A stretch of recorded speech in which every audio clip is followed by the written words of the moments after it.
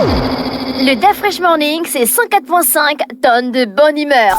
Tous les matins sur Urban FM. La meilleure radio de la capitale. La meilleure radio de la capitale.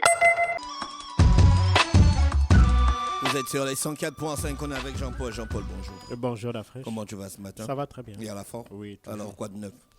Ce matin, on va aller en Guinée et nous allons parler du en Guinée procès. équatoriale? En Guinée-Conakry. Nous allons parler d'un procès qui s'était ouvert symboliquement le 28 septembre dernier. C'était le massacre, c'était le procès qui devait juger les auteurs, complices et responsables du massacre dit du 28 septembre 2009.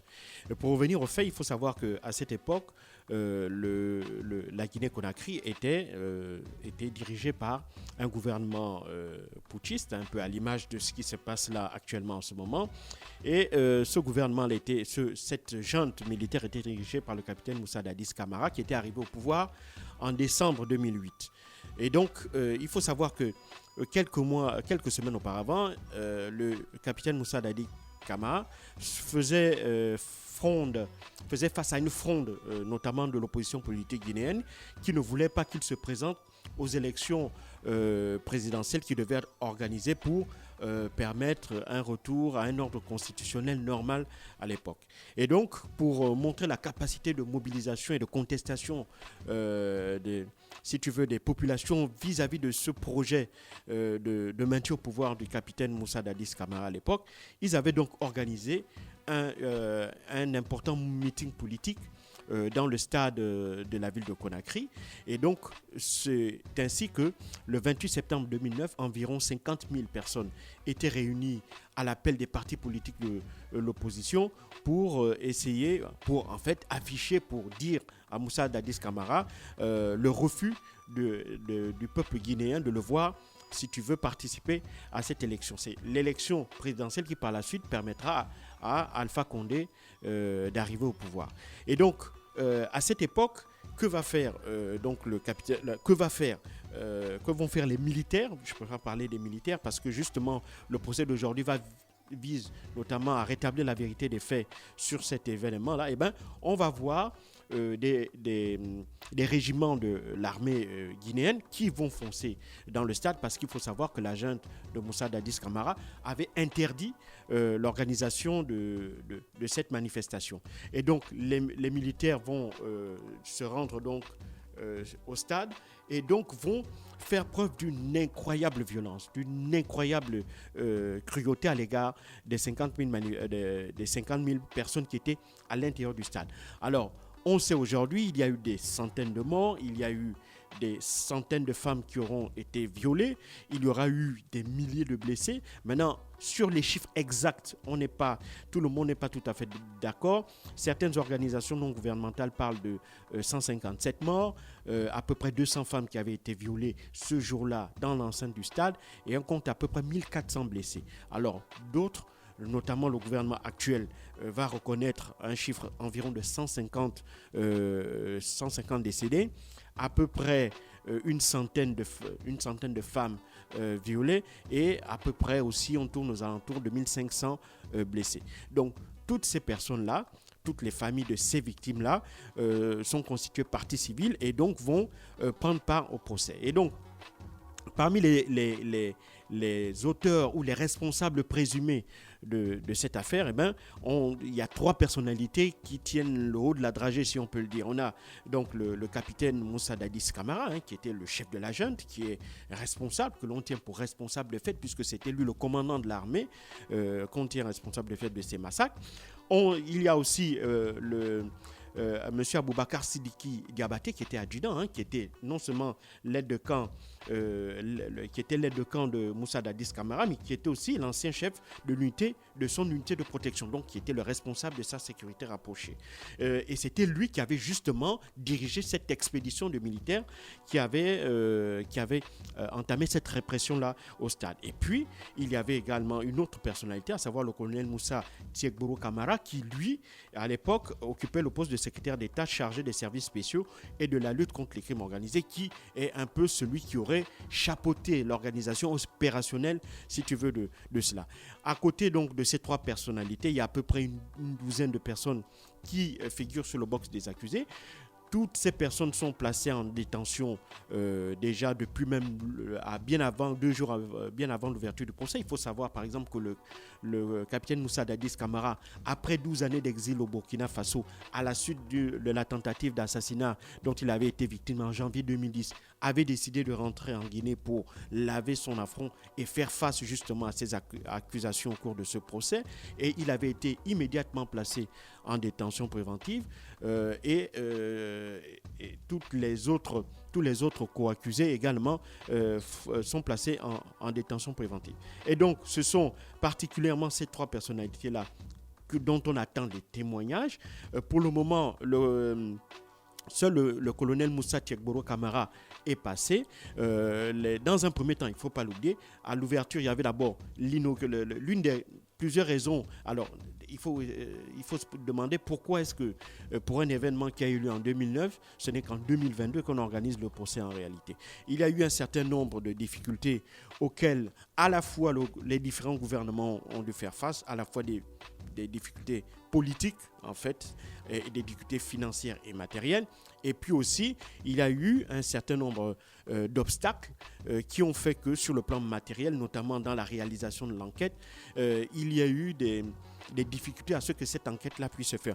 Mais grâce au soutien notamment de la CPI, la Cour pénale internationale, dont la Guinée est signataire du traité de Rome, et la Cour pénale internationale a déjà, à partir de novembre 2009, avait ouvert déjà une enquête en vue de préparer des éventuelles poursuites contre les auteurs de ces crimes-là. Et donc, à la suite de cela, en soutien et en discussion avec les différents gouvernements qui vont se succéder, parce qu'il faut bien comprendre que durant les 10 années où Alpha Condé était au pouvoir, il va traîner des pieds en réalité pour organiser ce procès-là.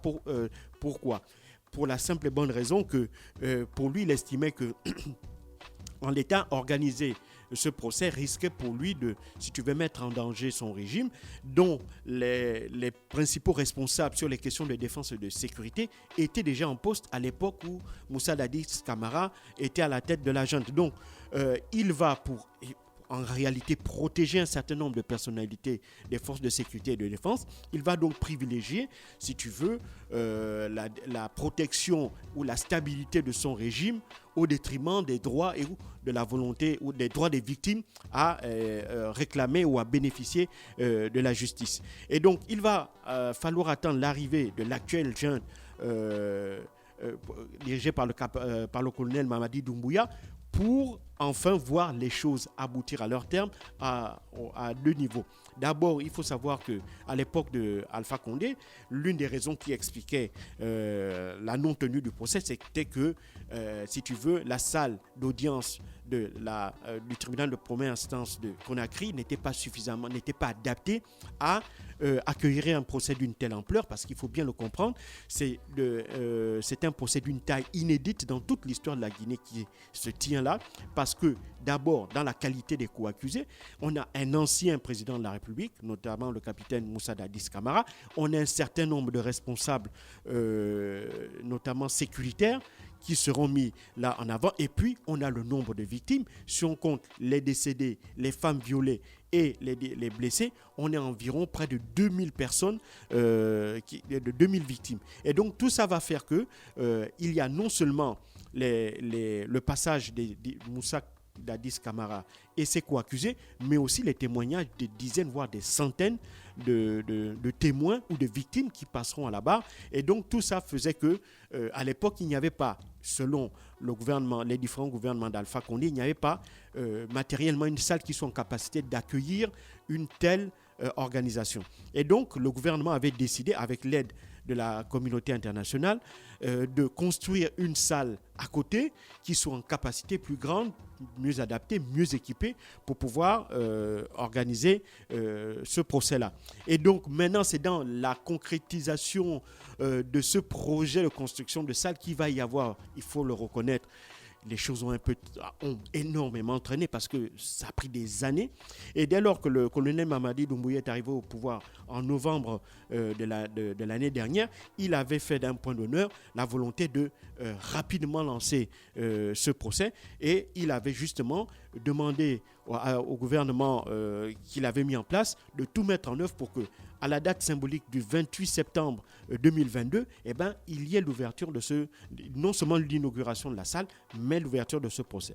Alors, le chantier est allé à terme environ 5 jours avant l'ouverture officielle du procès. La salle avait été inaugurée symboliquement le 22 septembre dernier dans la matinée, et dans l'après-midi s'ouvrait officiellement ce procès dit du 28 septembre. Alors, il y avait eu d'abord un premier envoi, notamment au 4 octobre dernier, parce que évidemment les avocats demandaient plus de temps pour organiser leur plaidoirie, et puis un certain nombre d'associations qui se sont portées partie civile, notamment par exemple l'association des victimes, parents et amis du 28 septembre, l'AVIPA, l'Organisation guinéenne de la défense des droits de l'homme, l'OGDH, et la Fédération internationale des droits de l'homme, par exemple, qui sont parties civiles dans cette affaire, soutenues en cela par Amnesty International et Human Rights Watch. Donc toutes ces organisations, leurs représentants avaient demandé également du temps pour pouvoir, elles aussi, organiser leur plaidoirie. Et donc tout ça a fait que ce procès avait été reporté au 4 octobre dernier. Mais au 4 octobre dernier, il s'agissait surtout d'abord, dans un premier temps, d'écouter les requêtes formulées par les avocats de certains co-accusés, notamment le capitaine Moussa Dadis Camara et l'adjudant Aboubakar Sidiki Diakité, qui tous les deux demandaient à être placés notamment en liberté provisoire. Liberté provisoire selon les avocats du capitaine Moussa Dadis Camara, parce que lui, il est un ancien chef d'État et il a montré toute sa bonne foi en acceptant de lui-même de revenir en Guinée pour faire face à ses accusateurs. Et pour les avocats d'Aboubacar Sidiki Diakité, ils estimaient que son état de santé, qui s'était fortement dégradé depuis plusieurs mois, nécessitait qu'il soit sorti de la détention et qu'il soit suivi dans un établissement spécialisé. Alors, pour ces deux requêtes-là, le tribunal a répondu par la négative. Concernant le capitaine Moussa Dadis Camara, le juge a fait savoir que ce type d'argumentaire relatif à